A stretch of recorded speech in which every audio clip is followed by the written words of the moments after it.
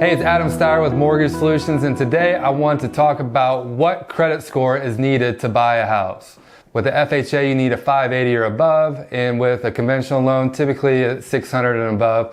What I do with my clients, though, is if they have a credit score that is under 620 is my number. So if their score is under 620, usually what I will do is I will work with them to get their score up above 620, and then at that point, it's going to be much better. And the reason for that is because the lower your credit score, the more strict the guidelines are going to be. That's going to make it more difficult for you to get into that house. And also the way that pricing relates, and when I say pricing, I'm talking about primarily like the interest rates on the mortgage and the closing costs.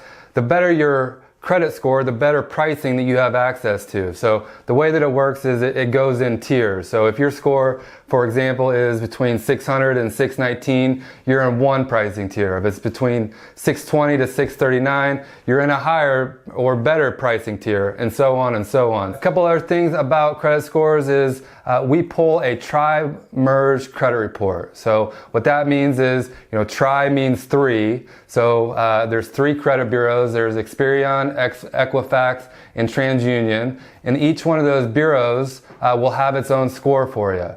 So for the purposes of the loan, we have to throw out the high score, throw out the low score, and we use your middle score. So high score doesn't matter, the low score doesn't matter. The one that we use for the mortgage is the middle score. So, if you are on Credit Karma, or, if your credit card has some kind of credit monitoring system, those don't really count. Those go by a different algorithm. Now, what happens if you have two borrowers on a loan? So let's say it's a couple, a husband and wife, and let's say that the husband's middle score is 620, and then the wife's middle score is 750. All right. So when there's two borrowers on a loan, we have to use the lower mid score between the two of you.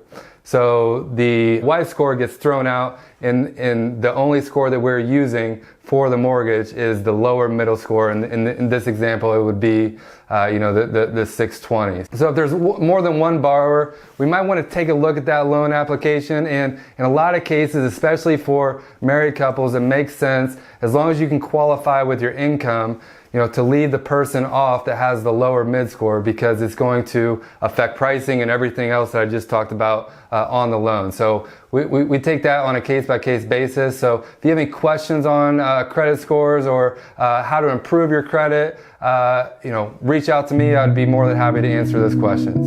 All right, thanks a lot.